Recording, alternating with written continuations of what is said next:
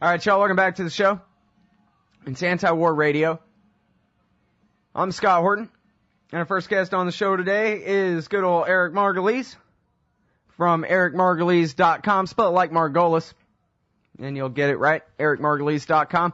He's the author of War at the Top of the World and American Raj, Liberation or Domination. Welcome back, Eric. How are you doing? I'm glad to be back with you, Scott. Well, good. I'm happy to have you here. So here's my thing. Yesterday on the show, Phil Giraldi was here. I'm sure you're familiar with him from the American Conservative and antiwar.com, former CIA and DIA officer. And he said that he'd spent the morning on the phone with people he knows and trusts inside the government who say that they're in the position to know, and that they say that this Iran plot was at least somewhat real. I mean, we can tell from the indictment that all the worst parts of it were made up by the informant. But supposedly, this guy had a cousin in the Quds force in Iran, was sending him some money and trying to get him to attack a Saudi ambassador one way or another. Phil said it was very strange.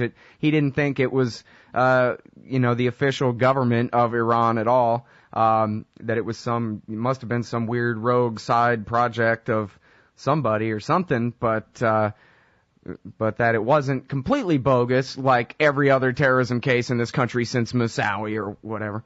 What do you think? Well, Scott, I'm also with American Conservative, have been from their first issue, and the whole thing smells to high heaven to me. As a veteran observer of intelligence operations, just does not compute. It's too early to say what, because we really know very little aside from the accusations that have been leveled.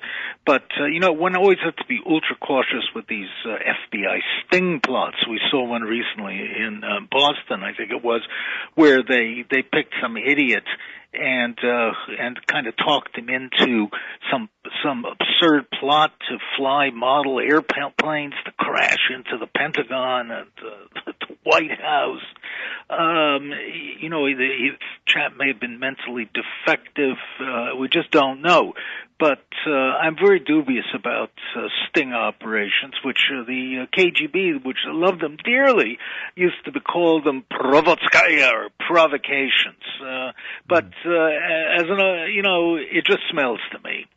Well, clearly, the C4 and the let's blow up a restaurant and all the rest of this stuff was coming from the FBI agent. But the part that seems hard to manufacture, I mean, if it's indeed true at all, that, $100,000 came from Iran to this American bank account, although that I'll tell you right there, it wasn't the Iranian government that did it, that they just deposited the money for the attack and the chase or something. Come on. It may have been a criminal action where people were getting money out of Iran. It may have been a drug case.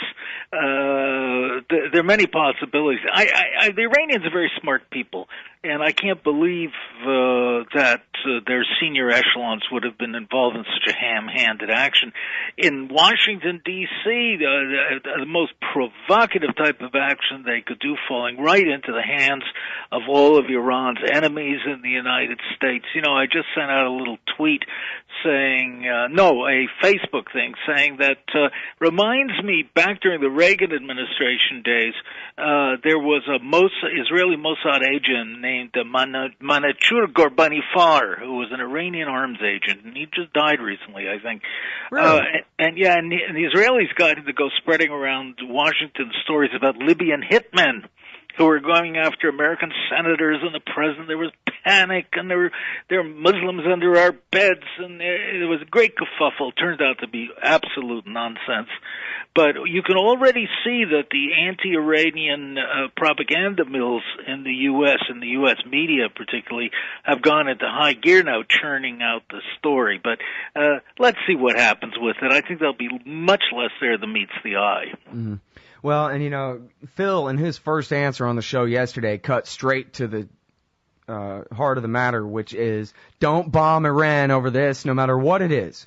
that this couldn't possibly be, even if, the indictment is true in every detail, it still is no indication whatsoever that this was an official covert op by the Iranian government or in any way amounts to a casus belli at all. And that, of course, we know that the War Party, from the Pentagon to Commentary Magazine, is cranked into full gear now to try to say, see, it's just a matter of time, we've got to get this thing done, and all of that, and that needs to be our focus, is, pointing out that everything that the War Party says about Iran this whole time is a giant pile of lies, and that this in no way justifies a single airstrike.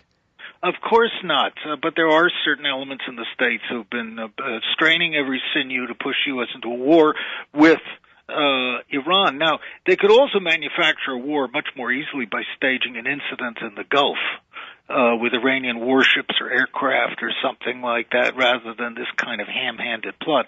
Now, I've met the Saudi ambassador and knew him before he was ambassador. I was on TV with him and things, Jubair, and he's an innocuous, inoffensive guy. He's intelligent, but he's no powerhouse like some of the former Saudi ambassadors to Washington, who were really men of great influence. He's just an ambassador, another ambassador. Why anybody would want to kill him is beyond me. Well, and the thing is, too, is even in the official story, they admit that they don't have any evidence that this is really an Iranian government plot. It's the headline writers, even more than Eric Holder, who come up with, Iran is doing this. When Holder's original statement made it pretty clear that they didn't have any evidence that Ahmadinejad or Khomeini were in on this thing. The problem is these days that they take somebody like this used car salesman, and they put him in front of a federal judge in Alexandria, Virginia, which are traditional hanging judges for the government, and they say, look, you either plead guilty or you're going to be locked up in a cell 23 hours a day for the rest of your life, and or face even the death penalty. So, of course, these little small fry are scared. We've seen this over and over again with so-called terrorism trials, or pumping full of drugs like this Musawi character. The so-called dirty bomber. I always had the highest respect for the FBI, and they have a tough job, but they used to follow lines. It was the FBI, that refused to participate in the torture of suspected prisoners after 9/11 and issued warnings. I'm sorry to see the FBI getting deeply involved in these sting operations, which are really political theater more than they are anti-criminal activity. Mm-hmm. Well, and it's too bad that this doesn't make the giant blaring headline the way the breaking news about the so-called plot did the other day. This one is from Roy Gutman in McClatchy Newspapers. Saudis don't name Iran in condemnation of alleged murder plot. They say this outrageous and heinous plot, but we're still trying to determine who was behind it, which is a little bit contrary to the whole Iran did it meme that they're pushing on every channel here. Exactly. In fact, I have Roy Gutman's card right here on my desk. I was looking at it the other day. I have high respect for him. He's a very credible voice that we should always listen to. But the Saudis and the Iranians have been locked in a 20-year, 30-year, almost 30-year now fight. They hate each other's guts. They've been at war in Afghanistan, parts of the Middle East, and so for the Saudis not to ballyhoo this, as you point out, Scott, very interesting. It's telling.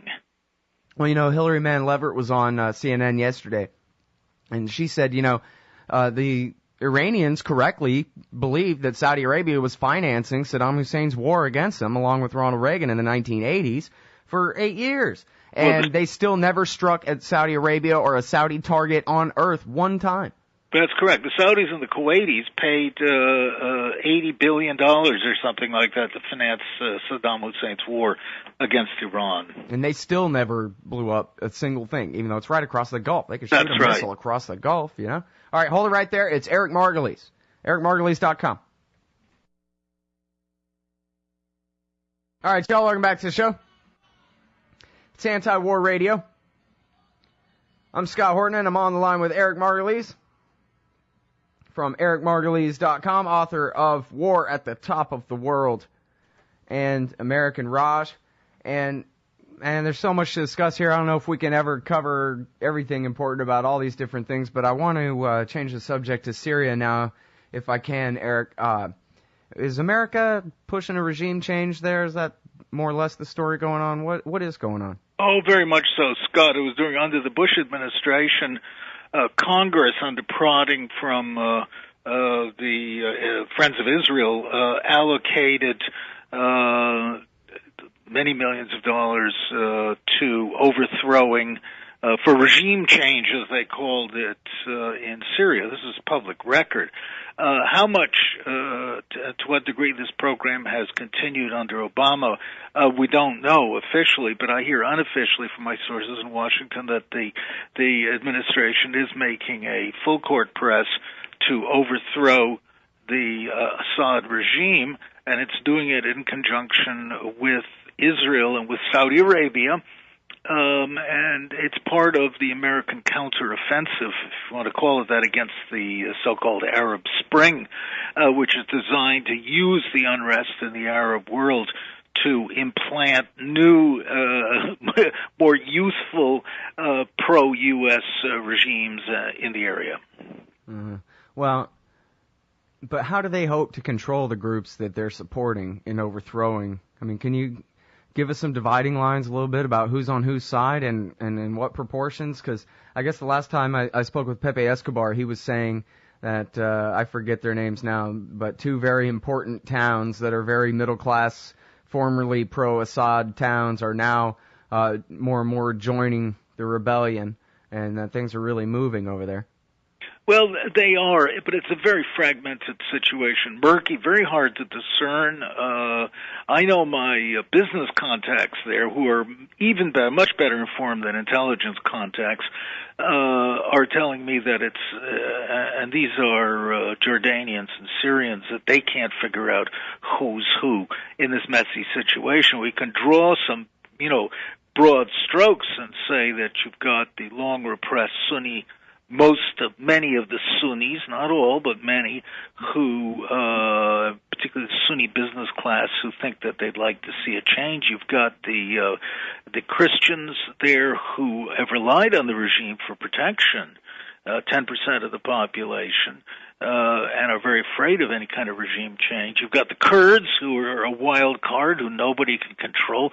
You've got the minority supporters of the regime who are quite isolated. It's a very complicated mess. And now you've got armed groups coming in from Lebanon, armed by the U.S. and the Saudis, to try and stage incidents and attacks.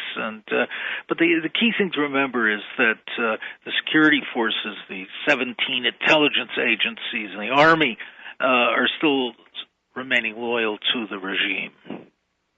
All right. Now, I have here this piece from 1996, I believe, by David Wurmser, called Coping with Crumbling States, a Western and Israeli Balance of Power Strategy for the Levant.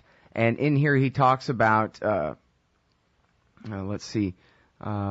the issue is not whether Syria in its Ba'athist form will survive or prevail in the long run. Like communism, Ba'athism's days are numbered. The issue here is whether the West and Israel can construct a strategy for limiting and expediting the chaotic collapse that will ensue in order to move on to the task of creating a better circumstance. Yeah, he means a better circumstance for Israel. Like many of Israel's partisans in the government, he's trying to confuse U.S. Objectives with Israel's objectives, not always the same.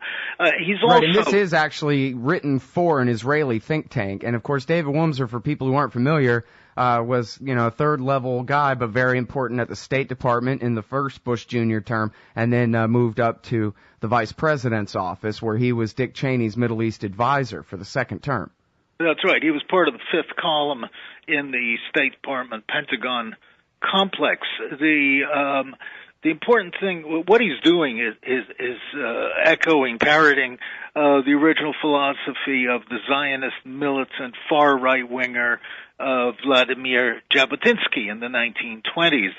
Israel's left calls him a Jewish fascist, and these fascists, because they are pretty close to traditional Mussolini-style fascism, were kept saying, and Jabotinsky's credo was the whole Arab world is a fragile mosaic, and all it needs is a couple of sharp raps and knocks on it. It's going to fall to pieces. It's going to leave Israel as the dominant power in the Middle East and also take Middle Eastern oil as a result. And that's pretty much the credo of Israel's Likud party. They won't talk about it publicly. Sounds too aggressive, but that's the thinking. And Wormser is right, because you look at these Arab countries, and they're made up of nothing but brutal power and fear and intimidation. Hit them hard enough, and they will crumble. Right, and then... So then the preference is to just have a bunch of warring tribes and no real states at all. Except for Israel. Except for Israel. That's right. You'll take the Zionist idea was to take the Arab world. But is this the policy that Barack Obama is helping to implement in Syria right now? Oh, that I can't answer, Scott, but certainly... Kind of looks like it. Some of his advisors seem to think so, and it's certainly playing a big role in the strategic thinking, no doubt. I mean, as ridiculous as it is, you could kind of imagine that maybe Hillary Clinton believes somewhere she's going to create a democracy there or something like that, but I don't even think Hillary Clinton could make herself believe that in this case, right?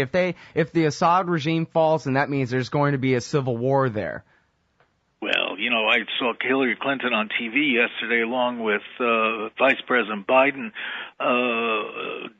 denouncing the attempted murder in Washington, state-sponsored murder, how awful this was, while U.S. drones are flying around killing people all over the Muslim world. Take it with a grain of salt. I think Hillary's objectives have more to do with her plans to take over the Democratic Party after Obama falls than with bringing democracy in the Muslim world. Yeah, well, I'm sure there's quite a bit of that in her strategery. But what's going to happen? Are they going to get this? It can't be too hard. As you say, you hit them and they'll fall over. You have somewhere near at least half the population of Syria would very much like to see Assad gone. Are they simply playing into the hands of their enemies, the Israelis and the Americans? Well, to an extent, yes. I mean, the Israelis are delighted to see chaos in Syria for two reasons. Number one, because Syria had some could put some kind of military opposition to Israel, even though its armed forces are totally obsolescent. And secondly, that Israel wants to hold on to the Golan Heights, which are Syrian territory, in hopes if Syria goes in chaos, the issue will disappear. The Golan Heights dominate Israel's main water sources, the Sea of Galilee. So this is a key Israeli strategy, and they're pushing very hard in the road to Damascus for the Israelis leads through Washington. The Syrians are very shaky. I tell you, this Alawi or Alawite minority from which the Assad family comes have ruled Syria now for 30 years, and most Sunnis are fed up with this, but they're just as scared of what will happen afterwards. There's the Muslim Brotherhood, which is probably the most influential force. The economy is shrinking day by day. People are getting desperate there. They're under tremendous economic siege. So something eventually is going to give. Well, it's too bad that it's not all other things being equal and the people of Syria can just have a regime change and try to get some semblance of self-government instead of a fascist dictatorship there, but all other things aren't equal, and you have all these intelligence agencies running around. Although if one thing is going for the Syrians, I guess it would be that the Israelis think they're benefiting from this. Because you just look at the Iraq War, for example, where Ahmed Chalabi says, oh yeah, we're going to give you a Hashemite king like in Jordan, and we'll build an oil and water pipeline to Haifa for you, and we'll be best friends with Ariel Sharon's government and all these things. And they bought that. And look at what happened instead in Iraq. It seems like every time the Likud party gets what they want, all they do is, all they accomplish is the exact opposite of what they're trying to gain. So if they think they're going to get an extra river this way, they'll probably lose and be at a net loss of one river by the end of it. Well, that's what Israel's center and left says, but the messianic ambitions of the Likud party are not easily curbed. Hey, you know what? Could you stay on for one more segment after the top of the hour break here? You, Scott, I'd hold my hand in the fire. Awesome. Well, good, because I want to ask about AFPAC, as the Democrats call our war over there in Central Asia. It's Eric Margolis. Put the phone down. We'll be back at 6 after. All right, y'all, welcome back to the show. It's Anti-War Radio. I'm Scott Horton, and I got Eric Margolis on the line. You can find what he writes at ericmargolis.com and at amazon.com and the rest of those kind of websites where you buy books. War at the Top of the World and American Raj, Liberation or Domination. A couple of recent pieces you can find at ericmargolis.com are Playing Chicken with Nuclear Powers and 10 Years of Aimless War.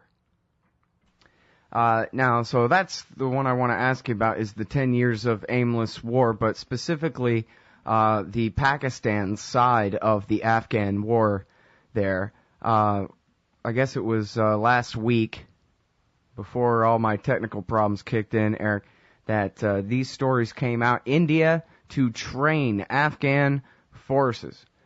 Pakistan warns Afghanistan after deal with India sparks fears of encirclement by New Delhi.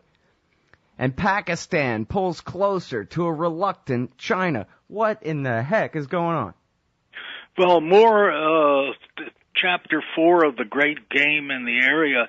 The United States is losing the war in Afghanistan. In frustration, Washington is first threatening Pakistan in all kinds of different ways, but it needs Pakistan, so it can't threaten it too violently. On the other hand, ever since the Bush administration's idea has been to build up India as a counterweight to China, and also to invite India into Afghanistan.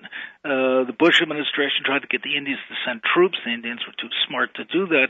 But India is moving into Afghanistan in a big way.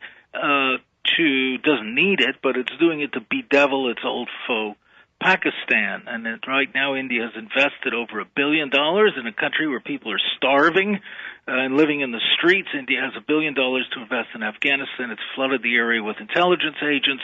It's now to train Afghan forces, supposedly, which is an excuse for sending in Indian paramilitary troops. And it is also it's building roads, and it's sending in paramilitary troops from the Indo-Tibetan border force to protect these roads. So the ante is upped in Afghanistan. And you say that the Indians have no real interest in this other than poking Pakistan in the eye? That's right. They may have some longer-term interest in Afghan mineral resources, but and Afghan is a very strategic country, but there's no immediate interest in Afghanistan for India, except, as I said, for a way of getting at old enemy Pakistan. And the Pakistanis are reacting, they're going crazy over the idea of the Indians implanting themselves in Afghanistan, which the Pakistanis see as their strategic backyard. And the Indians have now allied themselves fully with the Tajik and Uzbek minorities of the old Afghan Communist Party, and are working and are also raising trouble for Pakistan in Pakistan's Baluchistan province, where the Indians are funding and arming rebel groups, and also on the northwest frontier, where some of these sort of Afghan or Pakistani Taliban may be in the pay of the Indian Intelligence Service, RAW. And so is this the Pentagon's decision that, yeah, we need the Indians for this or that reason, or we want to help them poke Pakistan in the eye for this or that reason, or this is actually the decision of the Northern Alliance that we've put in power there, that the Indians are their friends? Well, both. The U.S. has opened the door to the Indians, given them a green light. All right, so what does the Pentagon want with the Indians there? In Afghanistan? The Pentagon wants the Indians to fight the Taliban and to impose martial law. Yeah, but that's what robots are for. Well, and it also wants the Indians to try and block any eventual increased Chinese presence in Afghanistan, which worries the Pentagon. As U.S.-Chinese confrontation grows, so the U.S. is now looking at Afghanistan and worrying about what China's going to do there. How many years do you think it'll be before America is 100% realigned with the Haqqani network and the Pashtun tribesmen against the Russians and the Chinese and the Indians, for that matter? Another 10 years or so. Things move in decade cycles in that country. Jeez. All right, well, so, but to be specific here, now the Pentagon really thinks that they need the Indians? I mean, they've got to see the whole counter, to some degree. I know that they speak in your ridiculous fifth grade PowerPoint presentations and whatever, but still, they've got to somewhat perceive this whole, problem of the provocation of their friends, the Pakistanis, who support their enemies in Afghanistan. It's pretty complicated stuff. Look, my last book is called American Raj, and I chose that. Raj means imperial rule, like the British Raj in India, the empire, because the American empire is using the same tactics as the British Raj, and that is getting local potentates to do the bulk of the military heavy lifting. And, Britain ruled India when it had, close to 300 million people with no more than 80,000 troops. And the reason is they got all these local forces and local native troops called sepoys under white officers, which is what the U.S. has been trying to do. It's all called training in Afghanistan. And the Indians have a huge army. They have over 1 million men. 1.1 million men in the Indian Army and about 500,000 men in the paramilitary units. So America would love to see the Indians come in and join the fighting, but the Indians are clever and they're cautious and they're not sure they want to get involved in a shooting war in Afghanistan. And India's left wing, which still has a voice, is against it. So then, but what about the Pakistani blowback? The Pentagon guys just figure that they're balancing these things just the way they want it, or they're not guessing that in the future there could be consequences of the things that they do, or what? No, I don't think anybody in Washington thinks more than a month in advance. This is ad hoc stuff, bull in a china shop behavior being made up as they go along. Bush's nuclear deal with India, which suddenly made India's nuclear power kosher, was the beginning of this whole process. It lit the fuse in an incredibly stupid and ill-considered action. And it has now set India and Pakistan possibly on a nuclear collision course. Pakistan is building more nuclear weapons. There's talk the U.S. is going to go after Pakistan's nuclear arsenal.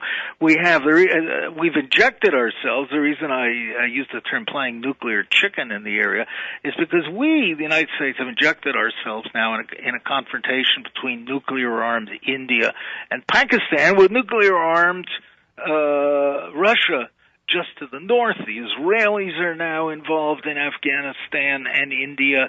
It's turning into a big, bad, dangerous mess. Tell me more about the Israelis in Afghanistan.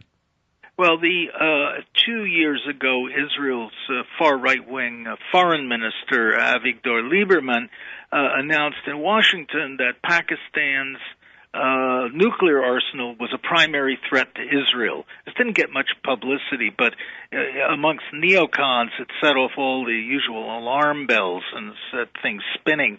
And the Israelis are very worried about Afghanistan because they see it as a source of Islamic militancy. They're worried just as it's part of the whole Pakistan equation. The Israelis would very much like to see Pakistan defanged. But what are they doing about it?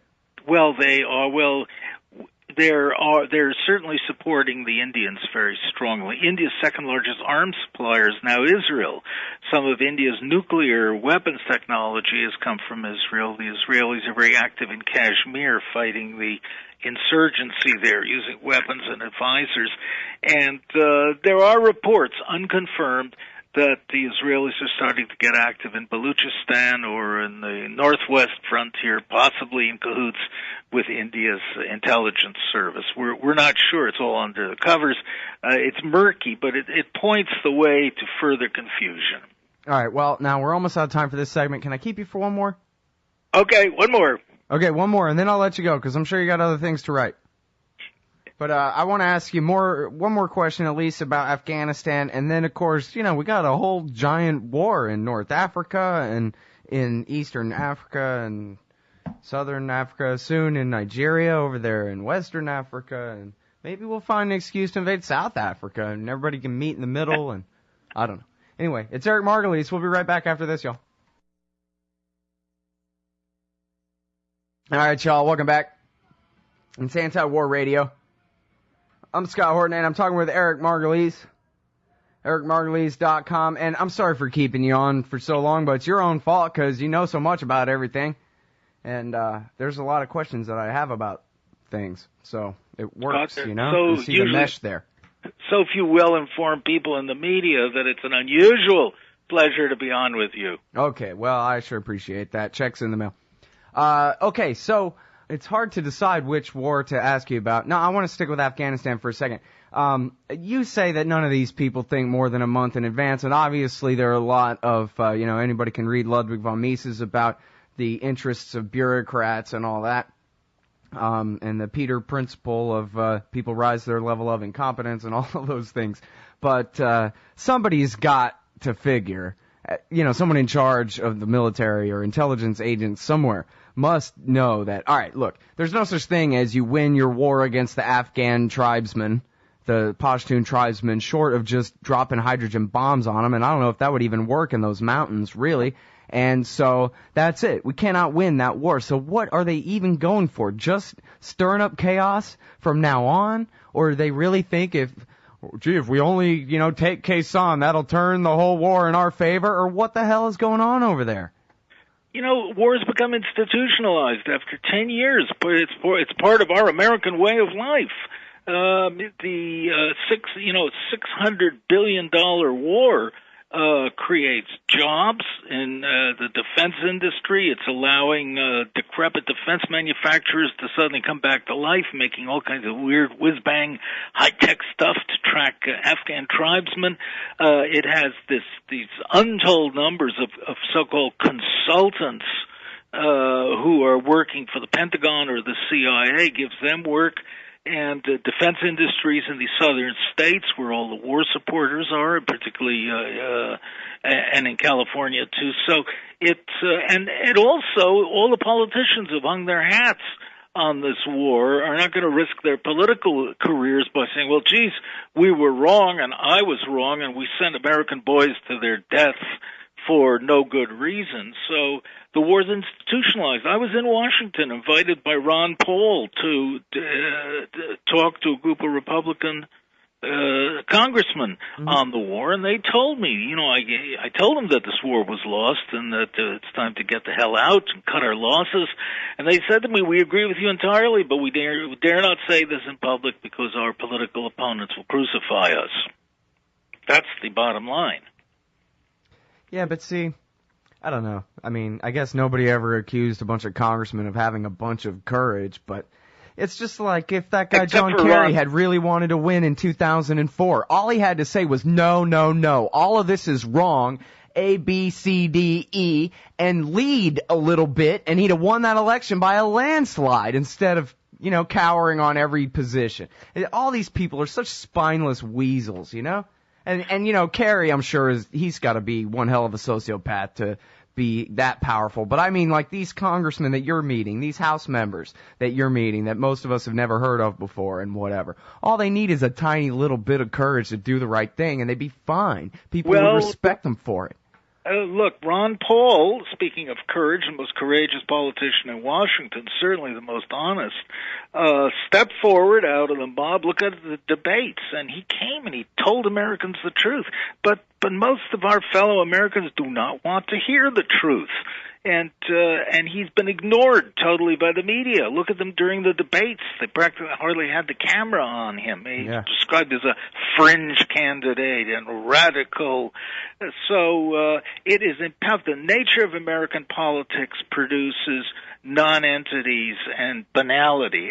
We've become like the Soviet Union, where the most bland politician rises to the top. We have our own little Leonid Brezhnevs.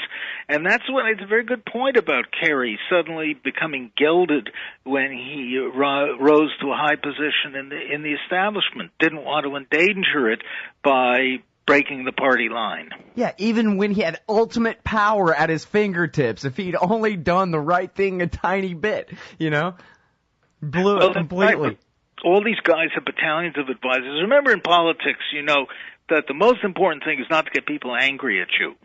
It's not to do the right thing or support America's interests. It's not to get people angry. So you have to cater to all these different special interest groups. And don't say anything contentious, or you'll be in trouble. I know this as a journalist. If you don't follow the party line and keep your head down, it's going to get cut off. Yeah. Well, and I've seen it's at the maybe last days of the empire here, I hope. It's all becoming so obvious, even to anyone, I think. Like, if you look at the coverage of the rise and fall of Rick Perry, all the coverage is that, the select group of plutocratic billionaires on welfare who decide they've changed their mind about him and they're switching back to Mitt Romney, that kind of thing. And there's 100 articles like that. It has nothing to do with whether the people like him at all. It's whether the billionaires believe in him anymore, and they don't. Well, that's the nature of politics. The Italian philosopher Vilfredo Pareto coined this iron law of oligarchy, and it applies in every country and every age. The powerful people with the money and influence shape the politics and determine them. And right now they don't want a Ron Paul rocking the boat and shutting down the Fed and ending foreign wars. They want more of the same. But we know that there can't be more of the same, and it's becoming dimly aware even to the majority of Americans. What do you make of all these reports of America's national terrorist something? Somebody gave him a funny name on my Facebook page. I forgot it now. The Al-Qaeda guys that we've helped put in power in Tripoli, apparently they're just rounding up black people, putting them in prison, a lot of times shooting them on the side of the road, torturing people according to Amnesty International. Is that regime change to help the poor people against their evil dictator over there, or what? Well, you look at Libya, and even as a seasoned foreign affairs veteran like me gets sick in my stomach when I watch the hypocrisy there. We see the French who formed the current Libyan government pouring in there with businessmen. Sarkozy just arrived there with a plane full of businessmen. So did Canada's right-wing Prime Minister Harper with a plane load of businessmen. And the Italians and the British, it's carpetbaggers. Aren't they getting a little bit ahead of themselves? I mean, Sirte hasn't even fallen yet, right? Well, Gaddafi's pretty well out. No, it hasn't fallen, and they're bombing the hell out of it. NATO's bombing the hell out of Sirte and killing tons of civilians, lots of civilians, ostensibly to stop civilians being killed. That was the reason for this phony humanitarian intervention. This is crass 19th century colonialism at its worst. Call it colonialism point 2. And we're seeing the takeover of a country. It was ideal, unpopular leader, hated, demonized, et cetera, et cetera. It happened to be Africa's wealthiest country, but never mind. So this is going on, and we'll see who's going to be next for the liberation treatment. Do you give them, what percentage chance do you give them of being able to even create a new monopoly state inside those old borders? It looks pretty good. We may end up with an Islamists in power there, our new best friends. Oh, there you go. Well, they'll be very effective, I'm sure. All right, thanks very much, Eric. Appreciate you staying on, especially over long like this. Cheers, Scott. Eric Margolis, everybody. EricMargolis.com.